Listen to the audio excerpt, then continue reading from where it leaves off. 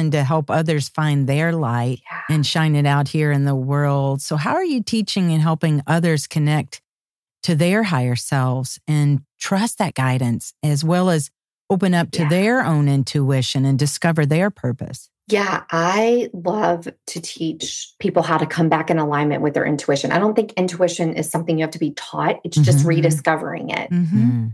Because intuition can be used at any point in our life. It does not have to be in connection with spirit. It can be everything from how my day is going to go and what choices do I need to do throughout the day. And we're presented an opportunity. Do we take it? Do we not? I love to teach people just how to really come back into that and listen to the guidance that is right there within our heart. And, there's times we need to use our logic mind. There's definitely times where we need to use our heart and our mind together. But if we can lean forward in the frequency of love, and the opposite of love is fear. And so if we're constantly in that frequency of love, then we can't experience fear. Or if it tries to come in, it's rejected because the match of frequency does not happen. I love to just really root people. And I always say root into love, root into Mother Earth, this sense of love, and discover your intuition, rediscover that connection that's been there with you from the moment you landed here on this earthly plane, and let it be your guiding force. And you'll go through lessons, right? Like sometimes you'll use your intuition and sometimes you'll use logic. When that happens, you're like, oh, okay, that's why I should have listened to my intuition. And it takes this kind of give and take with it to really trust it. We're taught we want to know the answers before we execute, right? Like before you make an investment, this is going to happen. Or before you do this, this will be the end result. Or even as a kid, when your parents were like, if you do that, that's going to be the outcome. So we're taught that from a young age, whereas our intuition doesn't validate until after we've listened to it.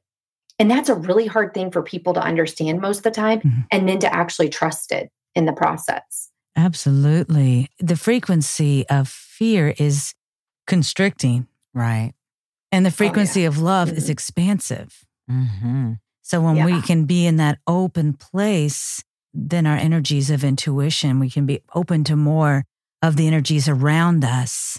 And I feel like it's also a part of reintroducing people to their intuition as part of this rebirth of the divine feminine energy on this planet that longs to surface and really be heard and held, because the logical mind has been overly present on this planet for entirely too long. And we're coming back into our connection with ourselves, with the supernatural, with the earth, with our intuition, all being guided by the embodiment of love. And I'm so grateful that you're doing this incredible work right now. And I know you're touching so many lives. And I know you can feel it in your own life, how your life is transformed since you freed your dreams, since you trusted your own light. How has your life transformed since you started trusting your gift? It's so magical. I don't know how else to explain it. It's just magical. I mean, to be freed from all these things that you were told and taught and expected, and like to just be yourself and not feel this judgment or this pressure to be something different is just truly amazing.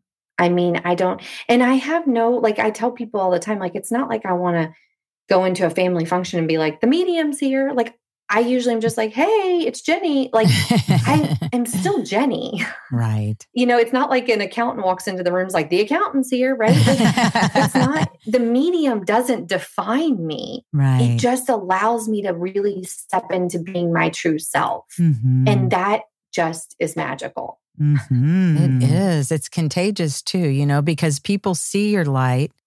They feel this work that you're doing. And you talk about that we have to start treating ourselves with deep respect. Yeah. Will you share how that's been instrumental in your own journey and life path? And why is it a vital part of our healing journey? Why is that important to treat ourselves with deep respect? Yeah. I mean, I feel like, think about our journey on earth, where it's like we're taught to please others, right? Like we're taught that, okay, you go to work and you get an exchange, but let's be real. The exchange in corporate world is never equal to what most people put in. And so we're always doing this giving, and not receiving. And then we start to lose respect for ourselves. And so then we start to make choices that start to bleed over into our personal world where it's like, well, let me think about everything else before I think about myself. And then we're taught when we do something for ourselves first, it's being selfish.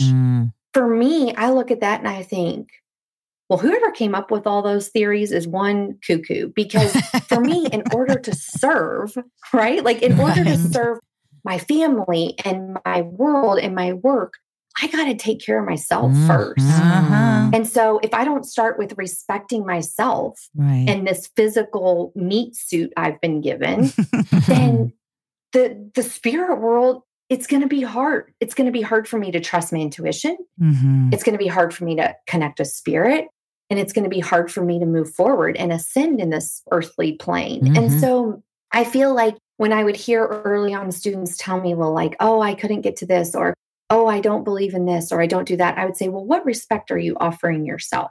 And they couldn't answer it. Wow. And I realized like, wow, that's the core of what we need to learn. It really is. Just to start with respecting ourselves first. And then that will make everything else become natural. Like we won't actually have to work at it. Whereas now it's like this reverse behavior that we're doing. And so it took me a long time in my own journey to like not be judgmental of myself when I chose to respect myself, right? Because it's like really easy to get caught in that. And so really learning to release that judgment and truly step into like, when I deeply respect myself, I actually love myself. Beautiful.